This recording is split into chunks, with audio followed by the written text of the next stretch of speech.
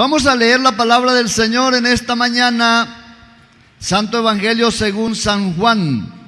Pasaje muy conocido, de esos pasajes que son conocidos, pero son conocidos porque tienen mucho contenido, son muy valiosos. Entonces seguramente pues hemos escuchado cualquier cantidad de enseñanzas alrededor de esos temas, de esos pasajes, pero vamos a hacerlo nuevamente. San Juan capítulo 4, versículos 20 al 24. Dice la Biblia mía de la siguiente manera: nuestros padres adoraron en este monte, y ustedes dicen que Jerusalén es el lugar donde se debe adorar.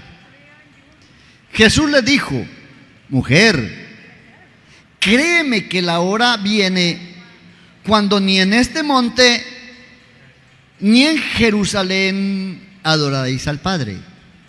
Vosotros adoráis lo que no sabéis. Nosotros adoramos lo que sabemos, porque la salvación viene de los judíos. Mas la hora viene, y ahora es, cuando los verdaderos adoradores adorarán al Padre en espíritu y en verdad, porque también el Padre tales adoradores busca que le adoren.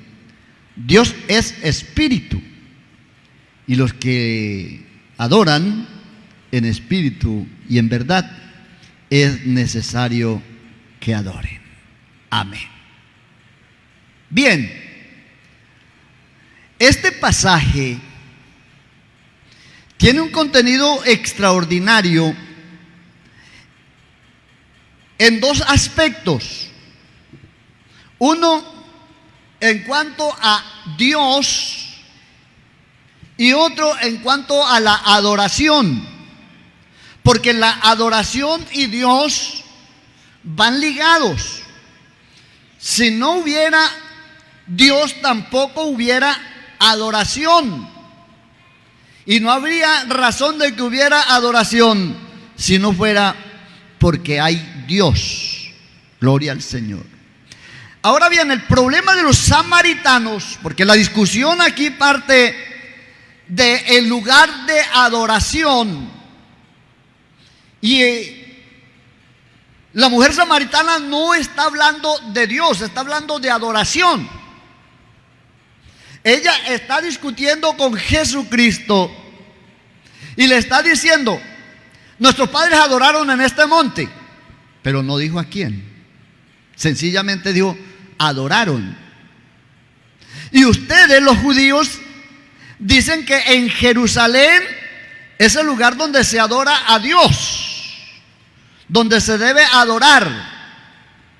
El Señor le dice: mujer, créeme. Como cuando uno quiere decir: pero es que le estoy diciendo la verdad. No en juramento, porque no juramos, pero como dice, créame que viene la hora, y mejor dicho, ya llegó, es que ya hace rato pasó, en que los adoradores no van a buscar un monte ni un salón de culto, no necesitan venir a Jerusalén, ni tampoco necesitan llegar al monte de Dan para adorar. Y entonces explica otra razón fundamental: Dios es espíritu. Eso es fundamental. Dios es espíritu, y los que adoran deben hacerlo espiritualmente, pero deben hacerlo con sinceridad. Amén. Así que Dios es espíritu. Los que adoran van a adorar desde lo espiritual y van a adorar con toda sinceridad. De ahí desmontó un problema enorme, especialmente para los samaritanos, y de partir de los samaritanos para el mundo entero. El problema de los samaritanos no era que no sabían adorar, El problema de ellos es que adoraban en el lugar equivocado, adoraban a quien no tenían que adorar, adoraban sin saber a quién. Ustedes adoran lo que no saben. Nosotros adoramos sabiendo a quién adoramos, y ahí es donde entra a participar la iglesia de Cristo. Nosotros sí sabemos a quién adoramos. Nuestro Dios es espíritu, y los que adoramos en espíritu y con toda sinceridad. El asunto es que un rey de Israel llamado Jeroboam se había descarriado hacía muchos años, se había descarriado después de Salomón. Y para que el pueblo no volviera a adorar, porque había otro problema. Aún los hebreos, con todo y ser hebreos y conocer al Dios Todopoderoso, se crearon un problema enorme. ¿Cuál era el problema? Ellos creían que Dios solo estaba en Jerusalén. Ellos creían que a Dios solo se podía adorar en Jerusalén, o por lo menos con las ventanas abiertas hacia Jerusalén. Lea usted el libro de Daniel y encuentra que Daniel todos los días, ¿qué hacía? Abría las ventanas, pero no era una cuestión de abrir ventanas para la oxigenación. No era abrir ventanas para que entrara el sol. Abrían ventanas que daban hacia Jerusalén, porque ellos creían que bien que Dios era poderoso y que bien Dios podía oír la oración. Creían que Dios necesitaba que le abrieran las ventanas para poder que Él los mirara desde allá. Creían que Dios estaba montado en una parte alta y mirando a todas partes, y donde veía ventanas abiertas, entonces sus ojos llegaban hasta las ventanas y veían la persona allí de rodillas, y entonces le ponía el oído y le escuchaba la oración, y estaban equivocados. Estaban muy equivocados, pero ellos siempre creyeron así. Y el pueblo de Israel, cuando ya se dividió entre Israel y Judá, entonces Jeroboam les hizo unos becerros de oro. Uno lo puso en Dan y el otro lo puso en Betel. Y les hizo un templo, y les hizo un santuario, y les hizo un lugar de culto, y les preparó unos sacerdotes. Y les llamó a esos ídolos, llamados unos becerros de oro que hizo, hermosísimos, seguramente puro oro. Y los llamó Jehová. Sí. Es que lo importante es el nombre, no, lo importante es la esencia. Gloria a Dios. No es el nombre.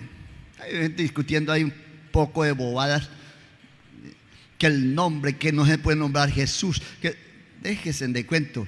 Vea, Él es Dios, quieran ellos o no lo quieran. Jesucristo es Dios sobre todas las cosas y es bendito por los siglos de los siglos. Gloria al Señor.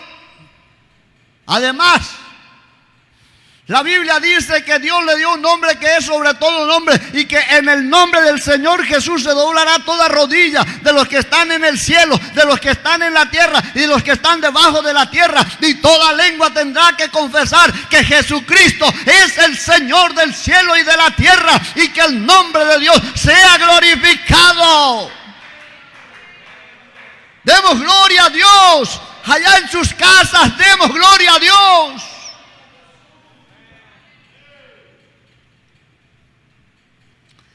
Entonces el pueblo se prostituyó dice la Biblia, se prostituyó tras los becerros de oro y subía al pueblo de Israel a adorar en Betel y en Dan. Y aparentemente adoraban a Jehová, pero adoraban unos becerros. El pueblo hebreo, cuando podía, subía a Jerusalén y adoraban a Jehová, al Dios verdadero.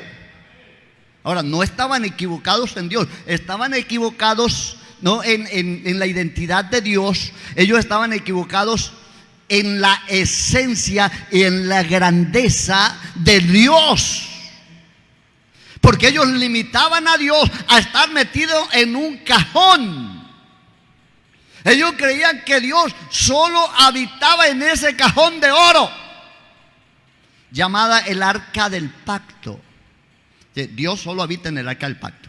Ustedes lean eso. Y cuando estás leyendo el libro de los jueces, creo que es Jueces, hay un problema entre el pueblo de Israel y los filisteos. Y cuando los filisteos están ganando al pueblo de Israel dice: vamos a traernos a Jehová. Vamos a traer a Jehová a la guerra. ¿Y qué fue lo que llevaron? El arca del pacto. Y cuando el pueblo de Israel vio el arca del pacto, dice en la Biblia que gritaron con tal júbilo que la tierra tembló. Pero no, la tierra no tembló porque llegó el arca de Jehová, y no porque ellos gritaron muy duro. Ahora ellos estaban contentos porque Jehová ya está entre nosotros.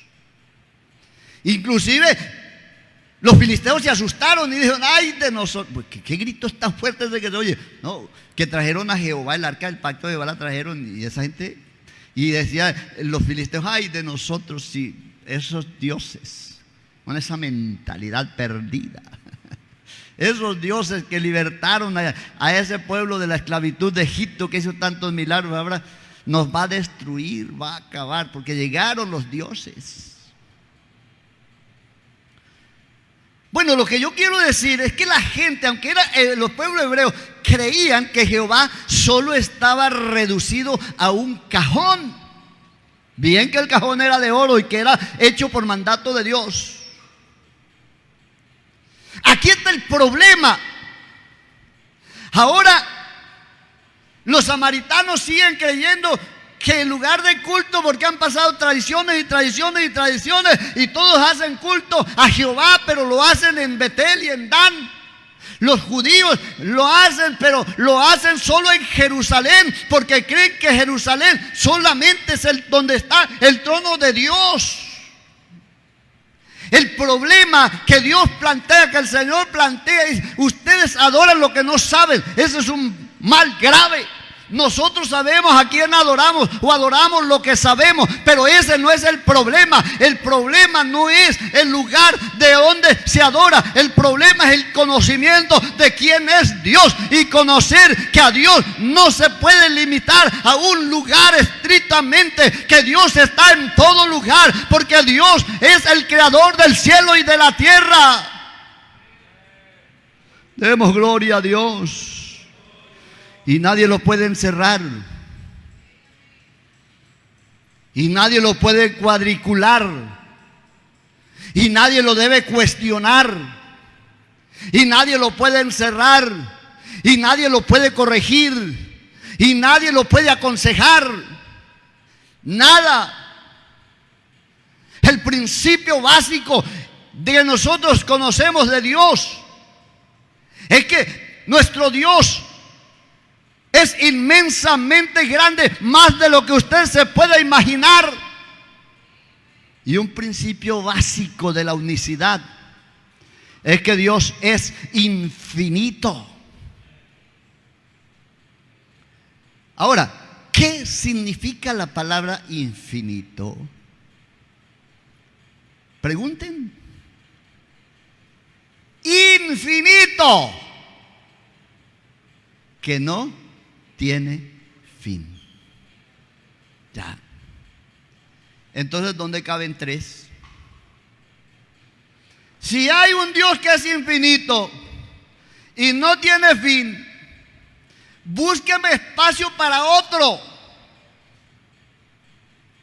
O es infinito o es finito. Pero no puede ser las dos cosas a la vez. Y la Biblia me aclara con toda tranquilidad que Dios es infinito. Que no hay lugar donde Dios no esté. ¿Quiere usted escuchar cómo pensaba David? ¿Recuerda cómo pensaba David?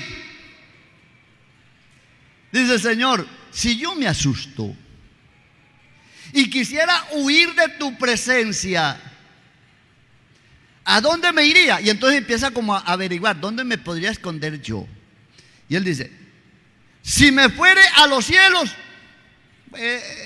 dígase, su trono. Si es la tierra, el estrado de sus pies. Si yo me fuera a donde nace el sol, pues allá está usted, más allá de donde nace el sol. De ahí para acá está usted. Si me fuera a lo profundo de los abismos, por allá me lo encuentro. Es más, detrás y delante me mantiene rodeado. Si miro para atrás, ahí está. Si miro para adelante, ahí está. Si miro para los lados, ahí está. Es aún más profundo aún. Aún no está la palabra en mis labios y ya la sabes toda. Te metes dentro de mí. No solamente es un Dios desde lo exterior, es un Dios desde lo interior del corazón del ser humano. Dios puede habitar en los corazones de los seres humanos. Eso es inexplicable, pero es grandioso. Demos gloria a Dios. El problema es que nosotros queremos limitar a Dios. Y qué lástima que haya gente que crea que Dios necesitó un intermediario para mandar razones a los hombres. ¡Qué mente tan infantil! Que Dios tiene que mandar al hijo: vaya, mi hijo, mire a ver. Bueno, mi hijo es un dicho muy cachaco. Vaya, hijo. Vaya, hijo, y mire cómo están las cosas en la tierra. Cómo se están portando los hombres allá. Es más, pues hay que ir a redimirlo. ¿Quién de nosotros? Y que habían 3 reunidos ahí. Yo no sé si pueden haber 3 infinitos. Me imagino que no, porque si hay uno que es infinito, no cabe otro. Vaya a ver cómo está. ¿Quién de nosotros va? Y entonces el hijo dijo: yo voy. Ah, bueno, usted se va. Y entonces el hijo mantiene comunicación y hay un Espíritu Santo que lleva y trae. Hombre, qué gente tan infantil. Perdónenme. Pero eso es desconocer la grandeza de nuestro Dios. ¿Cómo pueden creer que Dios necesite un mediador que venga y traiga razones y lleve razones al papá allá? El hijo mandándole razones con el Espíritu Santo. Y el padre le devuelve otra razón con el mismo Espíritu Santo y se la manda al hijo. Yo no sé en qué mente cabe eso. Pero en una mente que conozca lo mínimo de Dios sabe que eso no cabe en la realidad. El Señor lo declaró sencillamente: Dios es espíritu. Y lo importante de la adoración no es el lugar. Lo importante de la adoración es la actitud. Es el conocimiento. Es la experiencia. Nosotros no podemos seguir a Dios por tradiciones. Hay quien sigue a Dios por tradición y se vuelven religiosos. Siguen a Dios porque esta es la religión de mi papá. Yo soy de aquí porque esta es la religión de mi papá y yo creo en el Dios de mi papá, dice la gente. Pero nosotros No somos de los que creemos en Dios por tradición. Nosotros creemos en Dios por convicción. Yo llevo experiencia en mi alma de la existencia de Dios. Yo he sentido a Dios en mi corazón. Él me ha hecho vivir experiencias extraordinarias. Yo he visto su mano poderosa actuando. Si yo negara al Señor, engañaría a mi familia, dijo el salmista. Si te negare, a mis hijos engañaría. Gloria al Señor. De pronto, hay otros que siguen al Señor. Puede haber otros que siguen al Señor sencillamente, siguen al Señor por, ya no es tradición, sino como genética. Gloria al Señor. Llamémoslo instinto. Creen en Dios por instinto. Por ejemplo, nuestros ancestros indígenas creían en Dios por instinto. Tenían templos a Dios. ¿Quién era Dios? Para algunos el sol, la tierra o las aguas. Y algunos tenían alguna imagen. Dios era su ancestro. O era una idea mitológica, pero tenían a un Dios que lo seguían sencillamente por instinto. Gloria al Señor. Y claro, ese es el problema de la sociedad. No se puede escapar a la realidad de la existencia de Dios. Y entonces se crean ideas de Dios. Y lo peor aún, al Dios verdadero lo desconocen y lo rechazan. Y mire lo que dicen las Sagradas Escrituras. En el libro de Romanos, capítulo 1, versículo 18 en adelante.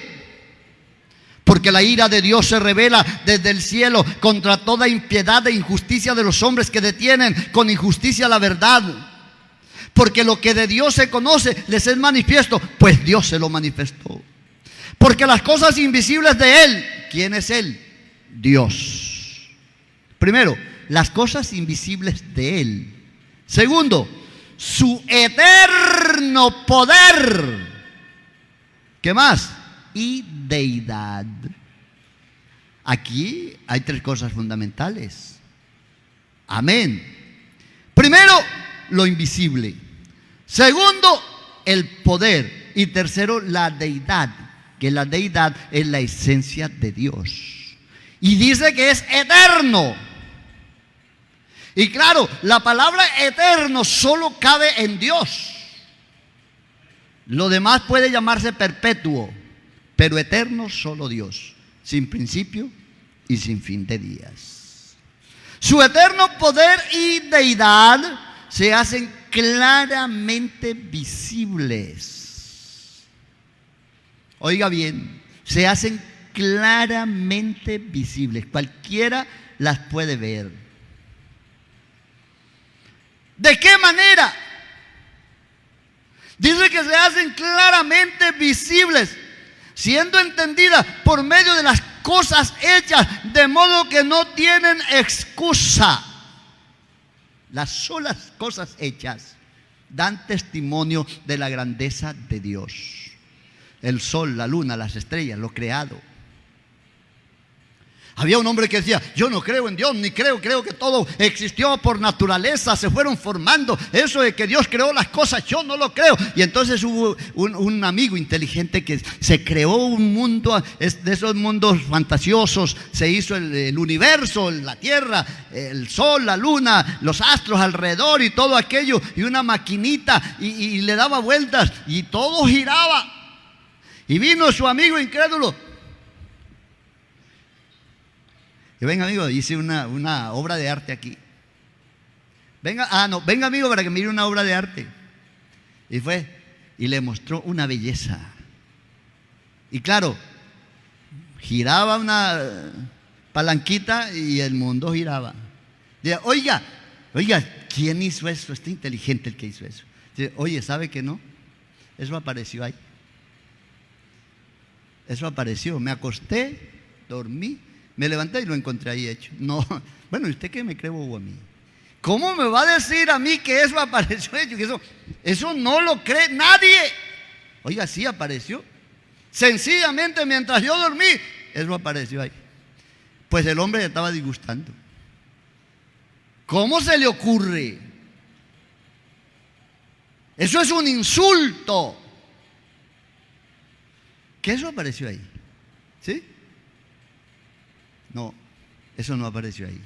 Digo, bueno, eso es lo que pasa con la creación de Dios. Esto no apareció de la nada. Hubo una mano creadora que en el principio, y la palabra del Señor nos dice, Génesis 1:1, en el principio creó Dios, apareció Dios, creando los cielos y la tierra.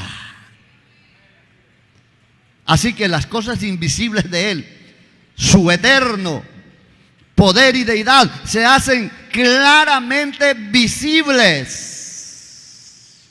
por medio de las cosas hechas, de modo que no tienen excusa. Ahora sigue. Pues habiendo conocido a Dios, no le glorificaron como a Dios, no le dieron la gloria. No le glorificaron como a Dios, ni le dieron gracias. Oiga, eso de no dar gracias a Dios es un problema. Hay que aprender a darle gracias a Dios. La gente común no lo adoran, no lo glorifican ni le dan gracias, sino que se envanecieron en sus razonamientos y su necio corazón se embruteció. Y creyendo que eran sabios, se hicieron ignorantes, necios, y cambiaron la gloria. Oiga bien, cambiaron la gloria del Dios incorruptible en semejanza de imagen de hombre corruptible, de aves, de cuadrúpedos y de reptiles.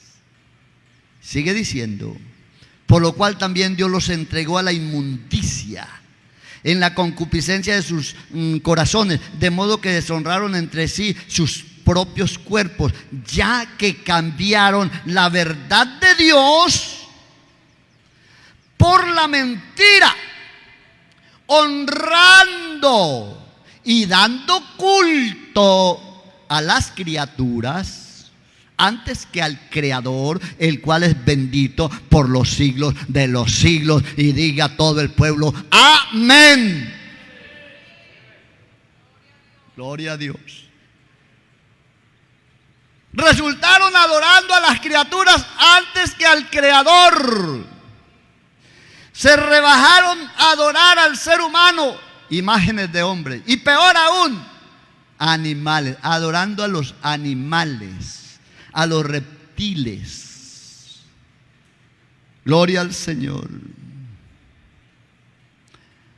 La palabra del Señor, mire lo que dice de ese problema de las criaturas. Isaías, este pasaje es muy importante. Hay otros parecidos, pero vamos a mirar este de Isaías. Isaías 44, 15 al 19. Y dice 14: corta cedros y toma ciprés y encinas que crecen entre los árboles del bosque, planta pino que se críe con la lluvia. De él, de ese pino y de esos árboles, se sirve luego el hombre para quemar, y toma de ellos para calentarse. Enciende también el horno y cuece panes. Hace además un dios y lo adora. Fabrica un ídolo y se arrodilla delante de él. Parte de leño quema en el fuego. Con parte de él come carne, prepara un asado y se sacia. Después se calienta y dice, oh, me he calentado, he visto el fuego. Y hace del sobrante un dios, un ídolo suyo. Se postra delante de él, lo adora y le ruega diciendo, líbrame, porque mi Dios eres tú. No saben, entienden, porque cerrados están sus ojos para ver y su corazón para aprender. El Salmo 115, que también es muy conocido por los lectores, dice la palabra del Señor, especialmente a partir del versículo 2. ¿Por qué han de decir las gentes ahora dónde está su Dios? Nuestro Dios, el de nosotros, está en los cielos. Todo lo que quiso ha hecho. Todo lo que Él quiere lo hace. Y no hay quien se lo estorbe. Por eso un hombre que estaba muy enfermo llegó donde el Señor, era leproso y estaba muy mal. Y llegó donde el Señor y dijo, Señor, si quieres, puedes limpiarme. Ya. Y el Señor dijo, quiero, estás limpio. Listo, la lepra se fue. Porque Él todo lo que quiere lo hace. No así los demás. Los ídolos de ellos son plata y oro, obras de manos de hombres. Tienen boca, mas no hablan. Tienen ojos, mas no ven. Orejas tienen, mas no oyen. Tienen narices, mas no huelen. Manos tienen, mas no palpan. Tienen pies, mas no andan. No hablan con sus gargantas. Peor esto. Semejantes a ellos son los que los hacen, y cualquiera que confía en ellos. Oiga bien, son semejantes a ellos los que los hacen, y cualquiera que confía en ellos. Es decir, los que confían en ellos, los que los hacen y los que confían, igualito, tienen boca y no hablan, tienen orejas no oyen, tienen pies no andan, tienen manos no palpan. Pero cuando alguien quiso hablar algo de la grandeza de nuestro Dios, a mí sí que me gusta este pasaje. Mire lo que describe de nuestro Dios, amada iglesia. Mire, Isaías 40:12. ¿Quién midió las aguas en el hueco de su mano? Oiga, ¿quién midió las aguas en el hueco de su mano? No está hablando de que un poquito de agua en el hueco de la mano, no. Las aguas del universo en el hueco de su mano. ¿Ah? ¿Quién midió los cielos con su palmo? Desde aquí hasta aquí, el palmo. Con 3 dedos. Así vea. 3 dedos. Junta el polvo de la tierra. Esto es para una idea, para que no crean que Dios necesita intermediario. Con 3 dedos juntó el polvo de la tierra. 3 dedos. Él pesa los montes con balanza y con pesa los callados. ¿Quién enseñó el Espíritu de Jehová o le aconsejó enseñándole? ¿A quién pidió consejo para ser avisado?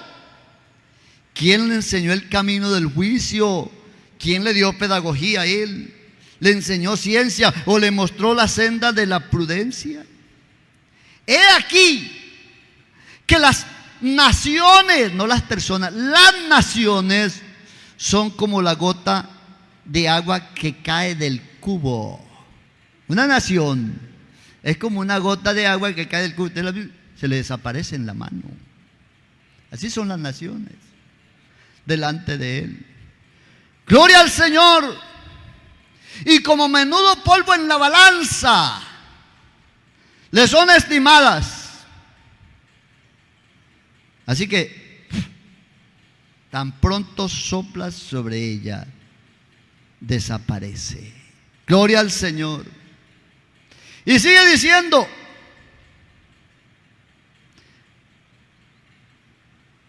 como nada son estimadas delante de Él. Y en su comparación, hablándose de la grandeza, comparando las naciones con Dios, haciendo una comparación, serán estimadas en menos que nada. ¿Y qué es nada? Y si comparas una nación con Dios, serían estimadas en menos que nada. ¿Y qué es nada? Nada es nada. Sí, como una, ¿cómo se llamará? Lo más mínimo que haya. Una palabra de lo más reducido de la vida, de que eso que se ve con microscopio únicamente. Un átomo. Que únicamente con microscopio se ve. Así son las naciones delante de Dios. Y no se pone a decir, no hay quien le ponga un telescopio, no se ve. ¿Ah? En su comparación, hablando de comparar a Dios con una nación, es estimada en menos que nada, y lo que no es. Ahora viene la pregunta: ¿a qué pues haréis semejante a Dios? ¿O qué imagen le compondréis? Mire, dice, les voy a contar cómo hacen las cosas. El artífice prepara la imagen de talla. El platero le extiende cadena de plata. Es decir, aquí van dos construyendo un Dios. ¿Ah? El artífice, el de arte, se imagina, le da buril, lo prepara, y luego viene el platero y le hace una cadena de plata y se la coloca. Luego el pobre escoge para ofrecerle madera que no se apolille. Madera es la más finita que encuentre. Se busca un maestro sabio que le haga una imagen de talla que no se mueva. Y luego otra pregunta: ¿no sabéis? ¿No habéis oído? ¿Nunca se lo dijeron desde el principio? ¿No habéis sido enseñados desde que la tierra se fundó? Demos gloria a Dios. Él está sentado sobre el círculo de la tierra, cuyos moradores son como langostas. Hace unos siglos atrás un hombre creyó que había descubierto mucho porque descubrió que la tierra era redonda. Eso lo sabía el Señor y los profetas. Él está sentado sobre el círculo de la tierra. Y para todavía, si alguno cree que la tierra es cuadrada, está equivocado. Él está sentado sobre el círculo de la tierra, cuyos moradores son como langostas. ¡Gloria al Señor! Él extiende los cielos como una cortina, los despliega como una tienda para morar. Él convierte en nada a los poderosos y a los que gobiernan la tierra hace como cosas vanas. Como si nunca hubieran sido plantados, como si nunca hubieran sido sembrados, como si nunca su tronco hubiera tenido raíz sobre la tierra. Tan pronto como soplan ellos, se secan y el torbellino se los lleva como hojarasca y desaparecen. Ahora entra en escena Dios. Hasta ahí venía hablando el profeta y venía hablando acerca de Dios. Aparece Dios y pregunta al hombre: ¿a qué pues me haréis semejante o me compararéis? Dice el santo. ¿A qué? Cuando ya hubo una descripción de eso, ¿a qué pues me haréis semejante o me compararéis? Si quieren, levanten en alto vuestros ojos y miren quién creó todo lo que está en el universo. Él saca y cuenta su ejército, las estrellas, a todas llama por su nombre, ninguna faltará de ellas. Tal es la grandeza de su fuerza y el poder de su dominio. Así que Israel, ¿por qué dices? Jacob, hablas Israel, mi camino está escondido de Jehová. ¿Y de Dios se escondió mi juicio? ¿No has sabido? ¿No has oído? El Dios eterno es Jehová, el cual creó los confines de la tierra. No desfallece ni se fatiga con cansancio, y su entendimiento no hay quien lo alcance. Él da fuerza al cansado, multiplica las fuerzas al que no tiene ninguna. Los muchachos se fatigan y se cansan, los jóvenes flaquean y caen, pero los que esperan a Jehová tendrán nuevas fuerzas, levantarán alas como las águilas, volarán y no se cansarán, caminarán y no se fatigarán. El Dios que nosotros tenemos es el Dios todopoderoso. Hermanos, la gente se ha equivocado, aún los hombres de Dios se han equivocado con Dios. Un día se asomó David en el palacio del rey, en el segundo piso, y estaba al frente el lugar de culto, llamado el tabernáculo, la casa de adoración. Se asomó David allá, y ese templo era de pieles de animales por arriba, pintadas de rojo. Era un templo por fuera muy feo. Claro, por dentro era hermosísimo, pero por fuera era feo, porque eso tiene que ver con la presencia de Jesucristo. Esa es la identidad de Jesucristo. Le veremos inatractivo para que lo deseemos. Por fuera se veía normal, como cualquiera de los hombres, pero por dentro brotaba la esencia poderosa de Dios, la belleza, la grandeza de Dios. Ese es Jesús. Y entonces quedó David mirando el templo. Se le vino una idea, excelente idea. Yo habito en casa bien hecha. Me hice una casa 1A. Y Dios, viviendo en esa casa tan fea, le voy a hacer casa. Excelente idea. Le voy a hacer casa a Dios. Llamó al profeta: profeta, ven acá. Oiga, estoy pensando en hacerle una casa a Dios. Y el profeta le dijo: buena idea. Y entonces se fue a hablar con Dios. Le dijo al Señor: Señor, David quiere hacerle una casa. Dios, váyame, le dice a David, que todavía huele a boñiga de las ovejas, que fui yo el que le hice casa a él. Él no me puede hacer casa a mí, yo le hice casa a él. Olvídese de que él me va a hacer casa a mí. Nadie me puede hacer casa. A mí no me van a encerrar en 4 paredes. Ahora, que quiera hacer un lugar de adoración está bien, pero eso de hacerme casa no está bien. Nadie me puede hacer casa. Es que el Señor es espíritu, y los que le adoran en espíritu y en verdad es necesario que le adoren. Él construye su propia casa. Él tiene poder para hacer sus propios templos. No tenemos por qué andar rogándole a los gobiernos. Yo sigo creyendo que Él puede hacernos. Él puede hacer, Él tiene con qué proveer los medios para hacer sus lugares de culto. Porque Él es el que le hizo casa a David. Él nos ha hecho casa a nosotros. Nosotros tenemos casa porque Él nos la dio. Demos gloria a Dios. Me gusta lo que dice Hechos 17. Yo lo cito constantemente porque para mí ese pasaje es tan trascendental, porque me muestra algo extraordinario de Dios. 24 y 25 del capítulo 17 de Hechos.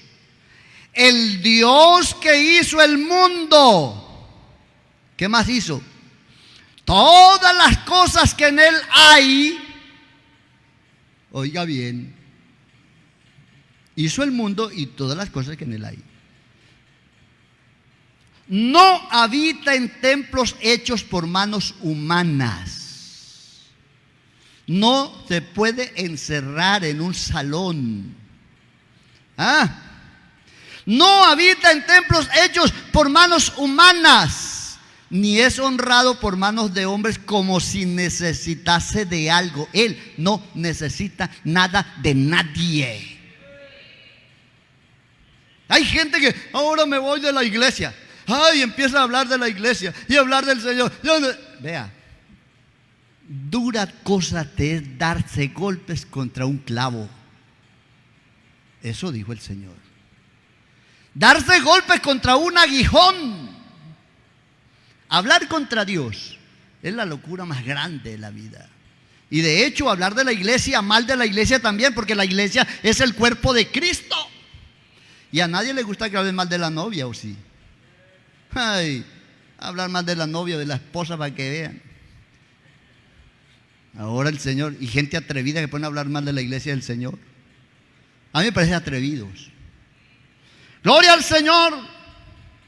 Así que no es honrado por manos como si necesitase de algo, pues Él es quien da a todos vida y aliento y todas las cosas. Oiga bien, primero, Él es el que da a todos vida, aliento y alimento, vestido, todas las cosas. Así que todo mundo debe darle la gloria y las gracias a Dios. Es lo que dice la palabra del Señor. Así que, hermanos, voy a cerrar ya con este pasaje de la Biblia que me encanta. Salmo 95. Este pasaje es para cerrar y para que se lo lleve grabado en su mente. 6 y 7 del Salmo 95. Dice: venid, adoremos y postrémonos, arrodillémonos delante de Jehová nuestro Dios. Y alguien pregunta: ajá, ¿y por qué?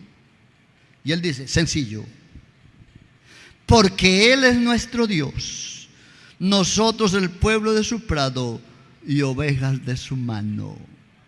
Por eso la invitación a que nosotros nos arrodillemos, nos postremos y adoremos a Dios, porque esta es la hora cuando Dios no necesita lugar especial, no necesita un templo en Jerusalén, no necesita un lugar en Roma. Él necesita corazones que le reconozcan y que le adoren en espíritu y con toda sinceridad. Yo quiero invitar a la iglesia del Señor a adorarlo a Él con toda sinceridad y hacer trascendente, adorarlo espiritualmente, porque Él merece ser adorado. Les invito a todos a estar en pie y damos gracias a Dios porque nos ha iluminado.